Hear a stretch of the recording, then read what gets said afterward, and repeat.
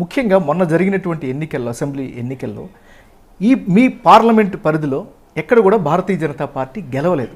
మరి గెలవని అన్ని సీట్లలో ప్రాతినిధ్యం వహించబోతున్నారు, మీరు పోటీకి రెడీ అవుతున్నారు. మరి ఎట్లా గెలుస్తారు? అదే చెప్పా, లాస్ట్ టైము మొత్తం ఈ పార్లమెంటు మొత్తంగా చూస్తే, last time Mahabubnagar parliament మొత్తంగా చూస్తే ఆ రోజు భారతీయ జనతా పార్టీకి అసెంబ్లీ వారీగా వచ్చినటువంటి అన్నీ కూడా కూడితే 61,000 ఓట్లు వచ్చినాయి. ఓకే. సో పార్లమెంట్ ఎన్నికలకు వచ్చే వరకు పార్లమెంట్ ఎన్నికల్లో వచ్చినటువంటి ఓట్లు 3,33,353 ఓట్లు. ఎప్పుడు నరేంద్ర మోదీ గారు అప్పుడు 4 సీట్లు పార్లమెంటు సీటు గెలిచినా ఇది కూడా గెలిచే సీటు, సరే కొన్ని కారణాల చేత అప్పుడు ఓడిపోయినప్పటికీ సో తప్పకుండా ఈసారి గన్ షాట్గా మహబూబ్నగర్ సీటు గెలుచుకుంటామనేటటువంటి నమ్మకం నాకుంది. అసెంబ్లీ ఎన్నికల పరంగా చూస్తే ఒక బీసీ నినాదంతో తెలంగాణలో ముఖ్యంగా వెళ్ళారు, కానీ అనుకున్నటువంటి ఫలితాలు సాధించలేకపోయారు. మరి పార్లమెంట్ ఎన్నికలకి ఎలాంటి నినాదం లేదా ఎలాంటి ఎజెండాతో వెళ్తున్నారంటే ఏం చెప్తారు?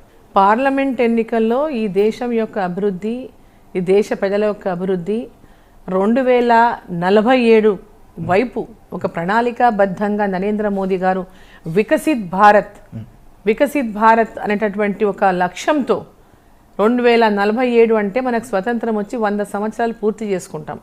ఆనాటికి మనం ఎవరో ఉంటామో తెలియదు, బట్ ఈ భారతదేశం ప్రపంచ దేశాల్లో అభివృద్ధి చెందినటువంటి మొట్టమొదటి దేశంగా ఉండాలనేటటువంటి ప్రణాళికతో నరేంద్ర మోదీ గారు అడుగులు వేస్తూ ముందుకు పోతున్నారు, అందరినీ ఆ వైపు నడిపిస్తూ ఉన్నారు.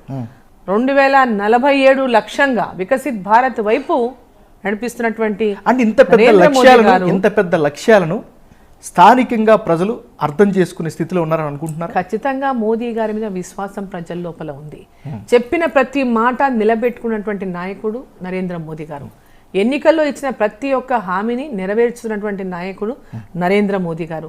ఇవాళ ఈ దేశ ప్రజల అభివృద్ధి లక్ష్యంగా పనిచేస్తున్నటువంటి నాయకుడు నరేంద్ర మోదీ గారు.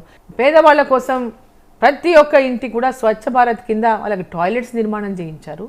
సో ఇవంతా సామాన్యమైన మొన్న అసెంబ్లీలో రిఫ్లెక్ట్ అవ్వలేదు కదా, మరి పార్లమెంట్లో అసెంబ్లీలో ఒక చెప్పాను కదా, ఒక నెగటివ్ ఉన్న ఈ ప్రభుత్వం ఉన్నటువంటి నెగటివ్ అంతా ఒక కాంగ్రెస్ పార్టీ వైపు తీసుకోగలిగినారు. ఈ ఓటు పెద్ద ఓటు, ఇది ప్రతి ఒక్కరు ఏమంటారు, ఇది పెద్ద ఓటు, దేశం కోసం వేసే ఓటు, మన దేశం కోసం మనందరినీ మంచిగా కాపాడడానికి పెద్ద ఓటు ఇది అని చెప్పేసి ఊర్లలో మనం ఏమంటారు, పెద్ద ఓటు అంటారు. సో ఇది పెద్ద ఓటు అనేది నరేంద్ర మోదీకి అని ప్రజలు డిసైడ్ అయిపోయినారు. అంటే పెద్ద ఓటు మీకే పడుతుంది, ప్రజలు డిసైడ్ అయిపోయినారు డెఫినెట్ గా. ఎందుకంటే ఇప్పుడు ఎవరు పోటీ, నరేంద్ర మోదీ గారికి పోటీ ఎవరు చెప్పండి? ఎవరు పోటీ ఎవరు? వీళ్ళు రాహుల్ గాంధీ అని చెప్తారు. రాహుల్ గాంధీ పోటీయా నరేంద్ర మోదీ